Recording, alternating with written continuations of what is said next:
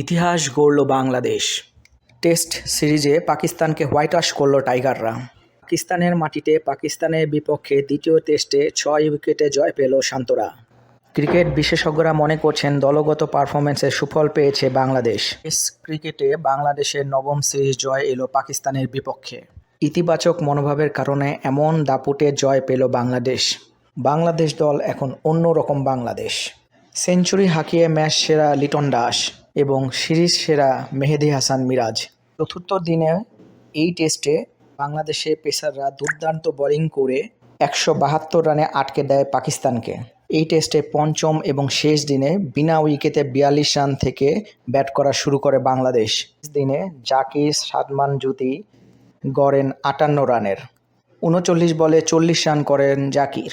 সাদমানের ৪০, শান্তর ৩৮, মিনুলের ৩৪ রান জয়ের পথ সুগম করে। সিরিজ জয়ের রেকর্ড গড়া দিনে এটা পথ পেরিয়েছেন মুশফিক সাকিব। এর আগে সিরিজে প্রথম টেস্ট ১০ উইকেটে জিতে এগিয়ে ছিল ১-০তে টাইগাররা। জয়ের পরে মুশফিকুর রহিম সেজদা দেন খেলার মাঠেই বসে। আর তখনই উল্লাসে ফাটে বাংলাদেশের দর্শকেরা। বাংলাদেশের এই জয় দুর্দান্ত এক জয়।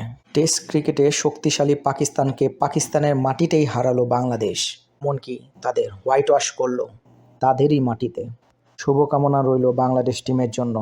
এই বছরে বাকি যে ৬টি টেস্ট রয়েছে সেগুলোতেও জিতবে ইনশাল্লাহ বাংলাদেশ।